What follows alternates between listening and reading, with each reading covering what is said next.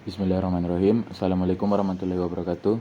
Nama saya Ahmad Fatih Adli dari Prodi Desain Komunikasi Visual, Fakultas Seni dan Desain dengan NIM 220806501020 dan dari kelas B atau kelas 2 DKV.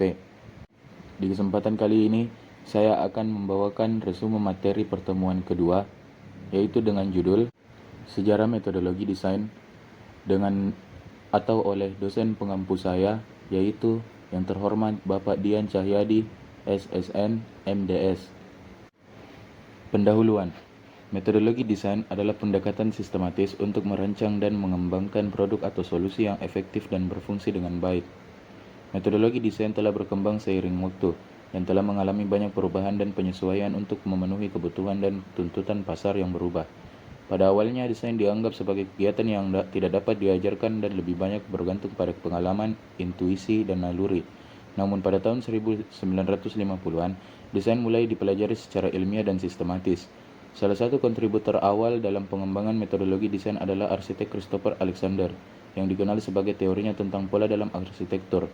Alexander percaya bahwa bangunan dan objek yang dirancang lainnya harus dibuat menggunakan serangkaian pola atau solusi berulang untuk masalah desain secara umum. Dia percaya bahwa pola-pola ini harus ditemukan melalui observasi dan analisis desain yang berhasil, dan bahwa mereka dapat diterapkan dalam konteks baru untuk membuat desain yang inovatif dan efektif.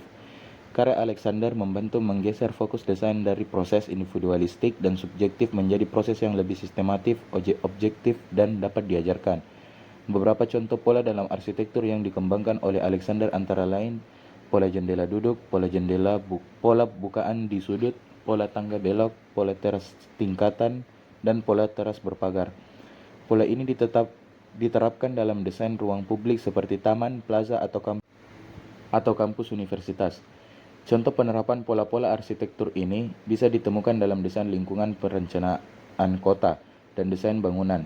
Sebagai contoh, pola jendela duduk dapat diterapkan pada desain bangunan hunian agar menciptakan area yang nyaman dan terang untuk duduk dan bersantai. Pola teras berpagar dapat diterapkan pada desain taman kota untuk menciptakan ruang terbuka yang terlindungi dari kebisingan lalu lintas dan memberikan tempat bagi orang untuk bersantai dan berkumpul. Salah satu contoh penerapan pola dalam arsitektur oleh Christopher Alexander adalah dalam proyek pengembangan kota Emeryville, California yang dilakukan pada tahun 1970-an. Alexander dan timnya mengembangkan seperangkat pola yang kemudian diterapkan dalam desain kota baru tersebut. Hasilnya, Emeryville menjadi contoh sukses dalam pengembangan kota berorientasi manusia, dengan kualitas lingkungan yang baik dan keterkaitan yang kuat antara ruang publik dan privat. Ide-ide Alexander sejak itu telah berpengaruh dalam berbagai disiplin desain, termasuk arsitektur, perencanaan kota, dan rekayasa perangkat lunak. Karyanya telah menginspirasi banyak desainer dan pemikir lainnya untuk mengeksplorasi penggunaan pola dan pendekatan sistematis lainnya dalam desain. Pada tahun 1960-an, konsep desain berorientasi pengguna mulai berkembang di mana desain difokuskan dalam pengalaman dan kebutuhan pengguna. Ini menjadi dasar untuk mengembangkan metodologi desain berbasis pengguna yang masih digunakan hingga saat ini.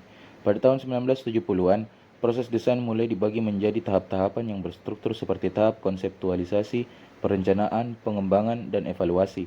Ini memberikan kerangka kerja yang jelas untuk para desainer dan membantu memastikan bahwa semua aspek produk telah dipertimbangkan dengan baik.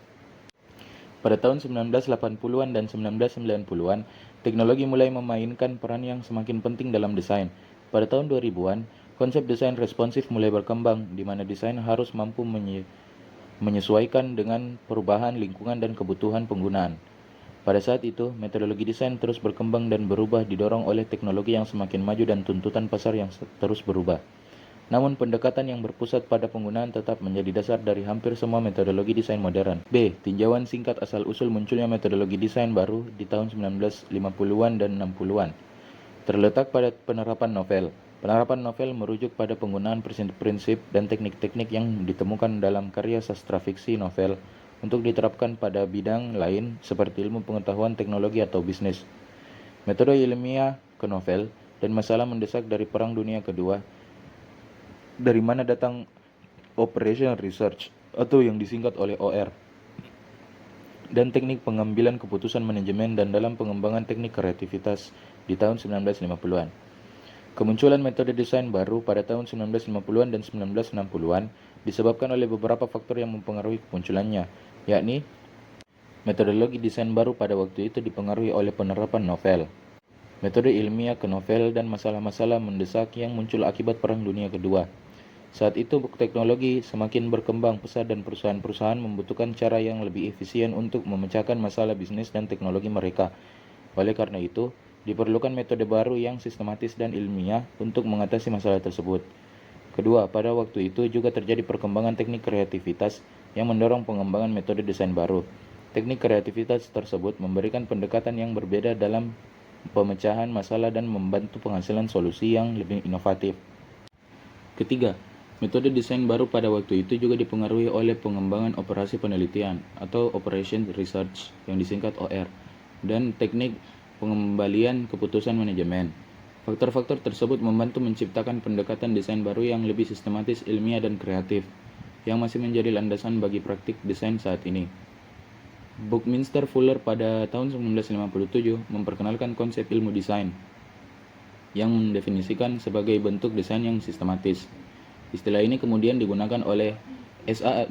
Gregory dalam konferensi The Design Method tahun 1965. di mana ia menggambar perbedaan antara metode ilmiah dan metode desain. Herbert Simon pada tahun 1968, kuliah Carl Taylor, Compton, menggunakan dan mempopulerkan istilah-istilah ini dalam argumennya untuk studi ilmiah tentang yang dibuat. Sekian dari saya, jika ada yang kurang mohon dimaafkan. Billahi taufik wal hidayah. Wassalamualaikum warahmatullahi wabarakatuh.